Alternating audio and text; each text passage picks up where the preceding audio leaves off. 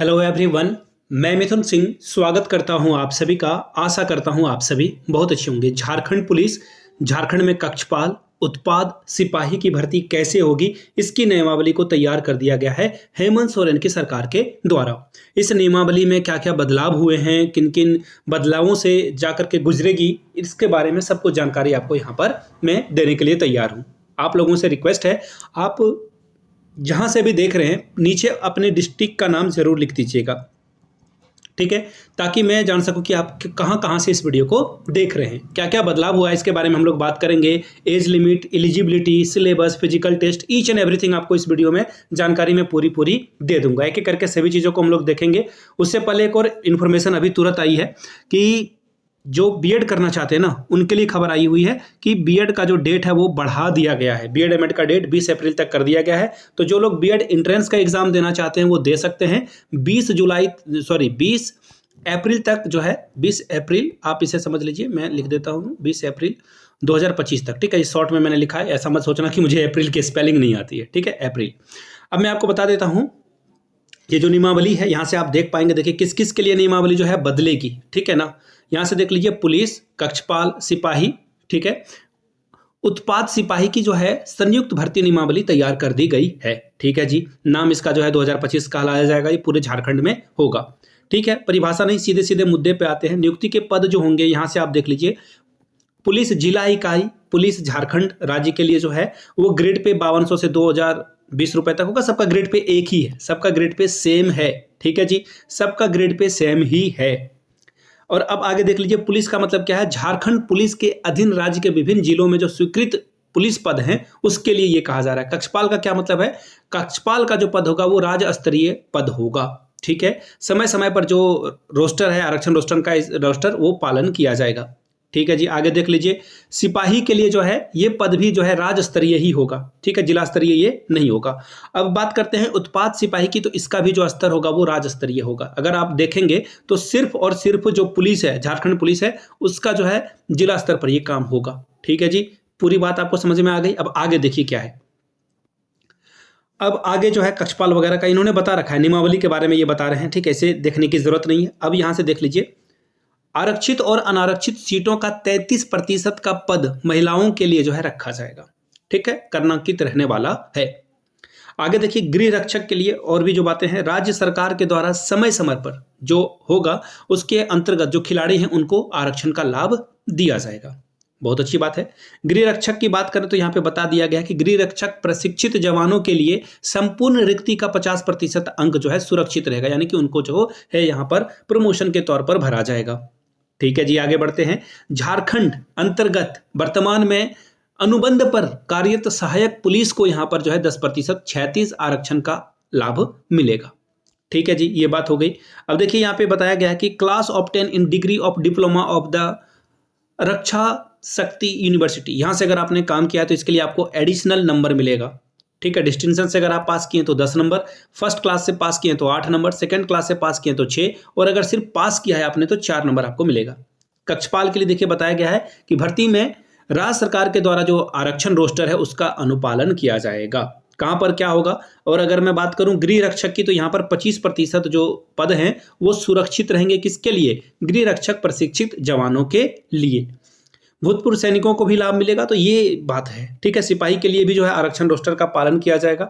अब देख लीजिए जो सबसे बड़ी बात है, ये भर्ती क्या सिर्फ झारखंड के लिए आएगी? नो, बिहार वाले भी या फिर यूपी वाले भी इस पोस्ट के लिए जो है एलिजिबल होंगे। क्यों भाई, यहाँ पे देखिए बोल दिया गया है भारत संघ के का नागरिक ना हो, ठीक है। ये यहाँ पे पता नहीं क्या बोला गया है, नियुक्ति नहीं किया जाएगा जब तक वह, ठीक है, नेगेटिव सेंटेंस ही है, ठीक है ना। तो ये पॉजिटिव सेंटेंस बन गया। 2 नेगेटिव, माइनस इंटू माइनस क्या हो जाता है, पॉजिटिव हो जाता है। वैसा ही यहाँ पे हुआ है, यानी कि अगर वो झारखंड के नहीं हो तो भी चलेगा, लेकिन भारत का नागरिक होना जरूरी है।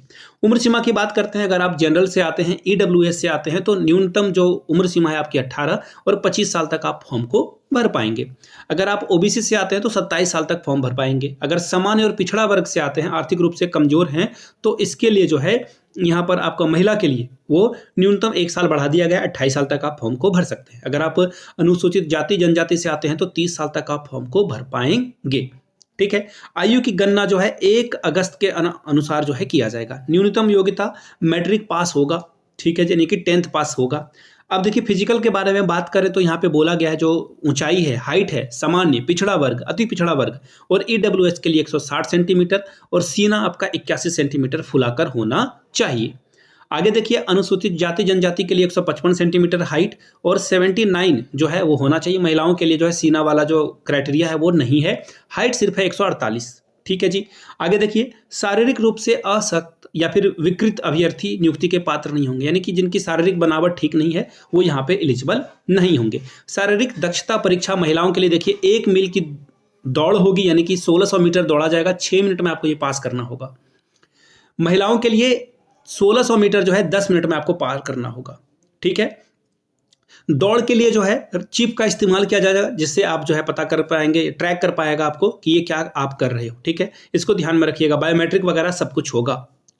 और याद रखिएगा शारीरिक मापदंड दक्षता परीक्षा में कोई अंक देह नहीं होगा, परंतु इसमें सफल होना अनिवार्य है, क्वालिफाइंग है।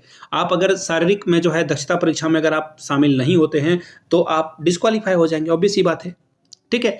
लिखित परीक्षा के लिए देखिए शारीरिक मापदंड दक्षता परीक्षा में सफल हुए कैंडिडेट ही, यानी कि पहले आपका फिजिकल होगा एंड आफ्टर दैट फिजिकल के बाद जो है आप जो रिटन एग्जामिनेशन है एग्जाम में तब आप अपीयर हो पाएंगे, यानी कि इससे बाद आप एग्जाम में आएंगे। उसके बाद आपका मेरिट वगैरह बनेगा, ठीक है जी। उसके बाद आपका मेडिकल होगा। मेडिकल में जो है आपकी आई साइड 6/6 होनी चाहिए, है ना, पाइल्स वगैरह नहीं होना चाहिए और बहुत सारी बातें हैं। धनुष आकार का आपका पैर नहीं होना चाहिए, देख लीजिए, मुड़ा हुआ घुटना नहीं होना चाहिए, धनु पैर यानी कि वो धनुष आकार का पैर नहीं होना चाहिए, समतल पैर होना चाहिए, ठीक है। अंगुलियों का उचित ढंग से नहीं घूम रहा है, दृष्टि दोष है तो फिर आपको ये नहीं रखेंगे, कलर ब्लाइंडनेस है तो भी नहीं रखेंगे, ठीक है जी।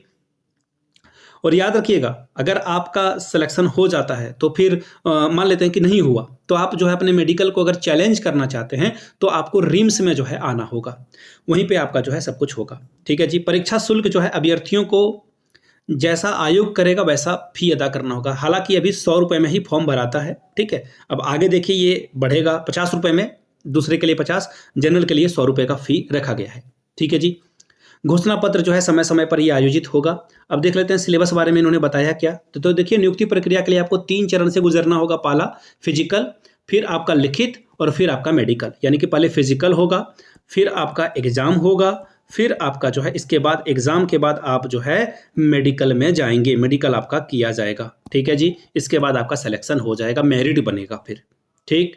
चलिए आगे देखिए और क्या जानकारी दी गई है जहाँ से हम लोग कुछ जो है देख सकते हैं, समझ सकते हैं। मेगा सूची के बारे में बताया है। मेगा सूची का गठन जो है वो किया जाएगा, इक्वल मार्क्स होने पे जो बड़ा होगा उसे दिया जाएगा मौका, ठीक है। ये तो सारी बात है।